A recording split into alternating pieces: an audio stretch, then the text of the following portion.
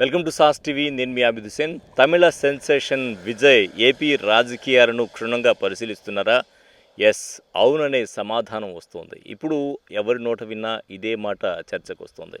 ప్రధానంగా ఇటీవల ఆయన వైసీపీ అధినేత వైఎస్ జగన్మోహన్ రెడ్డిని కలవడం జరిగింది.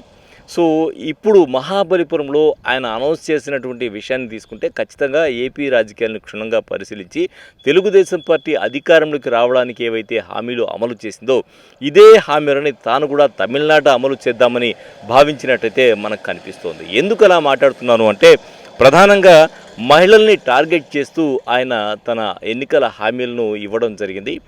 ప్రతి మహిళకు అర్హత ఉన్నటువంటి ప్రతి మహిళకు కూడా 2,500 రూపాయలు ఇస్తాను, వారి ఖాతాల్లో జమ చేస్తానని చెప్పి చెప్పడం జరిగింది. అలాగే గ్యాస్ సిలిండర్లు ఏపీలో తీసుకుంటే ప్రతి కుటుంబానికి 3 గ్యాస్ సిలిండర్లు ఫ్రీగా ఇస్తామని గతంలో తెలుగుదేశం ప్రభుత్వం అధికారంలో రావడానికి ఎన్నికల హామీ ఇస్తే ఇక్కడ దాన్ని రెట్టింపు చేసి 6 సిలిండర్లు ఇస్తాను అని విజయ్ మహాబలిపురంలో తన సభలో ప్రకటించడం జరిగింది. ఇది ఒక గుడ్ న్యూస్. అలాగే మహిళలను ఆకర్షించేటువంటి మాటగా మనం ఇక్కడ చెప్పుకోవచ్చు.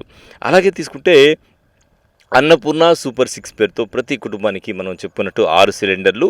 అలాగే ఆడపిల్ల పెళ్ళిళ్ళకు ఇక్కడ ఇంకొక మెయిన్ థింగ్ ఏంటంటే ఆడపిల్ల పెళ్ళిళ్ళ సమయంలో పెళ్ళిళ్ళకు పెళ్ళి కానుకగా 8 గ్రాముల బంగారం ఇస్తాను అని చెప్పి కూడా చెప్పడం జరిగింది. అలాగే పట్టు చీర ఇస్తానని చెప్పడం జరిగింది. ఇది కూడా ఒక మంచి విషయంగా చెప్పుకోవచ్చు. అలాగే మహిళలను ఆకర్షించేటువంటి విషయాల్లో దీన్ని కూడా మనం తీసుకోవచ్చు.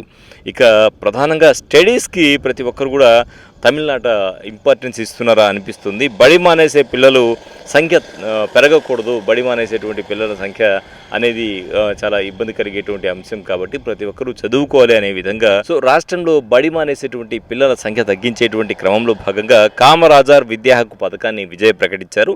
ఈ పథకం ద్వారా 1 నుంచి 12వ తరగతి చదివేటువంటి విద్యార్థుల తల్లుల ఖాతాల్లో 15,000 రూపాయలు ఆర్థిక సాయం ప్రకటించారు. ఇది కేవలం మొత్తం కూడా చూస్తే మక్కి తెలుగుదేశం ప్రభుత్వం ఇప్పుడు ఏదైతే అధికారంలోకి రావడానికి ఎన్నికల హామీలు ఇచ్చి ప్రస్తుతం అమలు చేస్తుందో ఈ హామీలను ఖచ్చితంగా పాటిస్తున్నారా అనేటువంటి విధంగా ఉంది. అలాగే తీసుకుంటే మహిళల, వృద్ధుల, పిల్లల రక్షణ కోసం ప్రత్యేకంగా శ్రద్ధ తీసుకుంటాను అని కూడా చెప్పడం జరిగింది. అలాగే ప్రభుత్వం ఇస్తున్నటువంటి 1,000 రూపాయల సాయాన్ని 2,500 రూపాయలకు పెంచడం ద్వారా మహిళా ఓటర్లను ఆయన ఆకర్షించేటువంటి ప్రయత్నం చేస్తూ ఉన్నారా అనే విధంగా ఇప్పుడు మొత్తం కూడా దీని మీదే అంటే ఈ భారీ హామీలు ఏవైతే ఉన్నాయో ఈ భారీ హామీల మీద ఓవైపు చాలామంది ఎందుకు ఉచితాలు అనేటువంటి చర్చ జరుగుతున్నా కూడా ఏదైతే హామీలు ఇస్తున్నారో హామీలు ఇచ్చినటువంటి వాళ్ళనే ముఖ్యమంత్రిగా అంటే ప్రభుత్వాన్ని ఎన్నుకునేటువంటి పరిస్థితి ఉంది కాబట్టి అక్కడ కూడా హామీలు ఇచ్చారా అనేటువంటి విషయం మనం ఆలోచించవచ్చు. మొత్తానికి ప్రజలను ఆకర్షితులు చేయడానికి ఈ హామీలు అనేది ఉపయోగపడుతుంది కాబట్టి ఆ దిశగా విజయ్ కూడా ఒక అడుగు ముందుకేసి కొంచెం మెరుగ్గా ఇంకొంచెం బెటర్గా అన్నట్టు ముందుకు సాగుతున్నారు. మక్కి మనకు ఏపీలో తెలుగుదేశం ప్రభుత్వం ఏదైతే హామీలు అమలు చేస్తుందో అటువంటి హామీలని సిమిలర్గా తాను అధికారంలోకి వస్తే తమిళనాడు కూడా అమలు చేస్తానని ఆయన ప్రకటించడం జరిగింది. మొత్తం కూడా దీని మీద చర్చ జరుగుతున్న నేపథ్యంలో మరి ఉచితాల మీద మీ అభిప్రాయం ఏంటి? విజయ్ ఇచ్చినటువంటి హామీలతో ఆయన అధికారంలోకి వచ్చేటువంటి అవకాశం ఉందా లేదా అనేది మాత్రం కామెంట్ చేయడం మర్చిపోవద్దు. కెమెరామెన్ మహేష్తో హుసేన్, సాస్ టీవీ, నెల్లూరు.